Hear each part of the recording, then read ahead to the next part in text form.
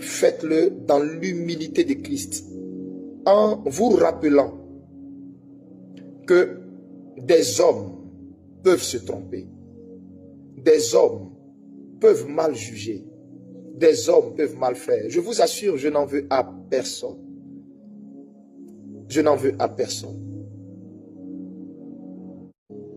Ne vous inquiétez pas, tout ce que j'ai annoncé sur la Côte d'Ivoire va s'accomplir à la lettre, à la virgule près, au point près. Il n'y a pas une seule once de phrase que vous avez entendue qui est sortie de ma bouche qui ne va pas se passer. Retenez bien ce que je vous dis. Retenez bien ce que je vous dis. Nous verrons la différence entre qui sait Dieu et qui ne le sait pas. C'est pourquoi je vous ai dit d'entrée de jeu que mon défenseur, c'est mon Dieu. C'est lui qui me défend. C'est lui qui me défend. Donc, bien aimé, je referme la parenthèse de Simon et Yves. Je prie Dieu, que Dieu dans sa bonté l'aide à se relever de là. Je prie Dieu, que Dieu, qu'elle trouve la force d'entrer devant son Dieu, de se repentir et d'avoir la force un jour de dire, prophète, pardonne-moi. À Dieu seul soit la gloire. À Dieu seul soit la gloire. Alors, je viens sur mon troisième point. Mon troisième point, je voudrais appeler tous ceux qui m'ont moqué, qui ont moqué la prophétie, qui ont moqué, qui d'après eux ont vu un simulacre d'élection parce que des gens voulaient couvrir leur honte que Dieu avait versé la veille, que Dieu avait exposé. Tout ce qu'ils avaient minutieusement préparé et qu'ils avaient préparé à coups de milliards, des gens qu'ils avaient payés, des statisticiens, des gens de grands fraudeurs pour préparer tout leur mascarade à coups de milliards. Ils ont complètement été surpris, désabusés. Actuellement, je ne sais même pas où se trouve le directeur de Abidjan.net. Je ne sais même pas si il est encore sur ses deux pieds ou je ne sais pas quoi. Bref. Mais je voudrais dire à ce régime, de grâce, ayez compassion du monsieur. Ce n'est pas lui. C'est pas lui. C'est le Dieu d'Elipada. Ce combat que vous cherchez à mener par des rituels, par des sacrifices humains, là, c'est zéro. C'est peine perdue. C'est peine perdue. Avant que je ne fasse ma sortie le 7 mai, après 2 ans de silence, et il m'a fait sortir. Vous savez, ce jour-là, je ne voulais pas sortir. Je voulais rester dans le calme. Je voulais même pas être vu jusqu'à ce que Dieu me fasse grâce. Et il m'a dit ça. Avant de faire ma sortie, mon Dieu m'avait déjà tout dit. Il m'avait déjà rassuré de la victoire qui est certaine, qui est évidente et que les Ivoiriens vont voir dans peu de jours. Où ils vont sortir dans les rues avec des rameaux. D'autres femmes même vont oublier leur sauce au feu, leur marmite au feu. Tellement la joie sera débordante. Vous allez voir des mamans rouler à terre. Des gens vont crier dans les quartiers, les gens vont éclater de joie. Parce que ce que Dieu vous réserve. Et le monde qui va sortir dans les rues, qui va sortir dehors, qui va sortir pour dire merci à Jésus, célébrer Jésus, sera 2 fois plus nombreux que ceux que vous avez vus dans les rues de la Cannes, à la victoire de la Cannes. Vous ne savez pas, vous savez pas ce que Dieu vous réserve, le cadeau que Dieu vous réserve, Côte d'Ivoire. C'est pourquoi essuyez vos larmes. Et puis je répète, restez focus sur ce que je vous ai dit. Restez focus. Dieu vous avait dit qu'il n'y aurait pas élection. Vous avez vu, il n'y a pas eu élection. Comme j'ai dit, vous et Dieu, vous n'avez pas la même façon de juger ou de comprendre les choses. Vous savez, quand Dieu dit à quelqu'un, quand Dieu dit cet homme est juste, toi pour toi, ton interprétation de cet homme est juste, tu vas dire, Dieu dit qu'il est juste parce que cet homme est sans péché, parce que cet homme est propre.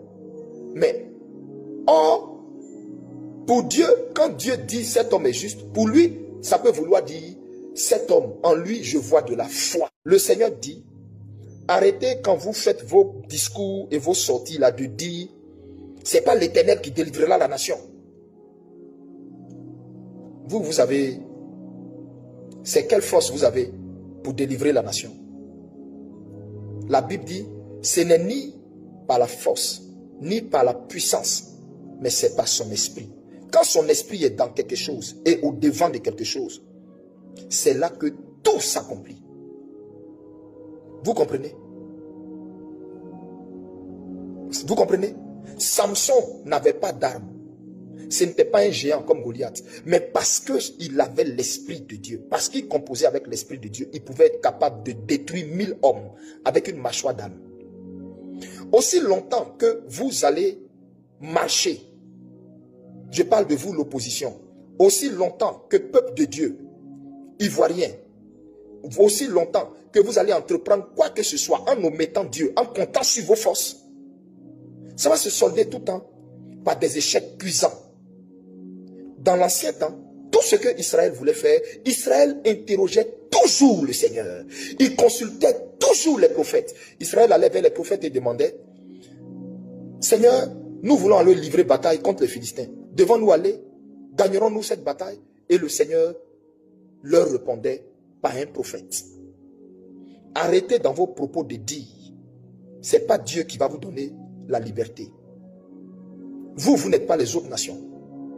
Vous êtes une race choisie, une nation choisie, un peuple acquis. Côte d'Ivoire.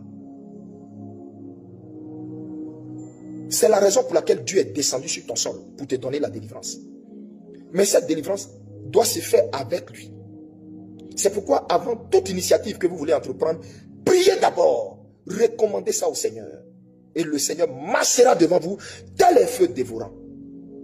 Mais si, par orgueil, vous faites les choses en omettant le Seigneur, et si dans vos propos, vous voulez faire croire que Dieu n'a aucune place dedans, mais vous allez toujours vous retrouver désabusé. C'est ce que le Seigneur voulait que je vous dise.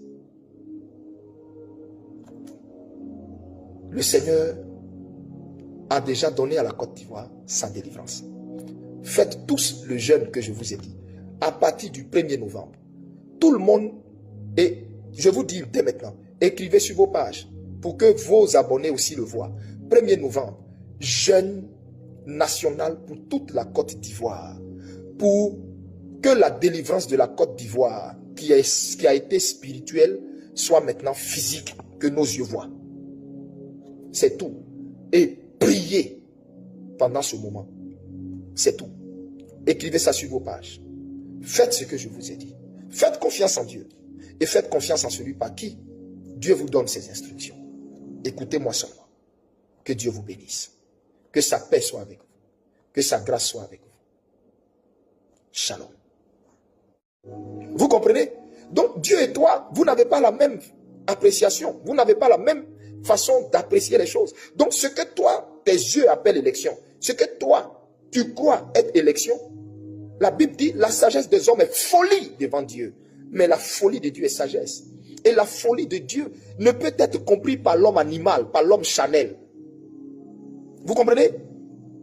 Quand Dieu se retire de quelqu'un, Dieu met sur lui un esprit de confusion. Regardez ce régime. Vous allez voir qu'ils ne vont que de confusion en confusion. Dieu a mis sur eux un esprit de confusion. Et le jour où le pauvre monsieur qui devait lire les résultats provisoires de la CEI était en direct sur la chaîne nationale, un esprit de confusion était sur cet homme. Il lisait des résultats, des chiffres qui, vous-même vous voyez, c'est un esprit de confusion. Le même esprit de confusion que Dieu avait mis sur Saül pour le tourmenter avant son jugement. C'est dans cet esprit de confusion ils sont. Tous leurs prophètes qui leur parlent, leur prophétisent que du mensonge. Ils ne savent pas.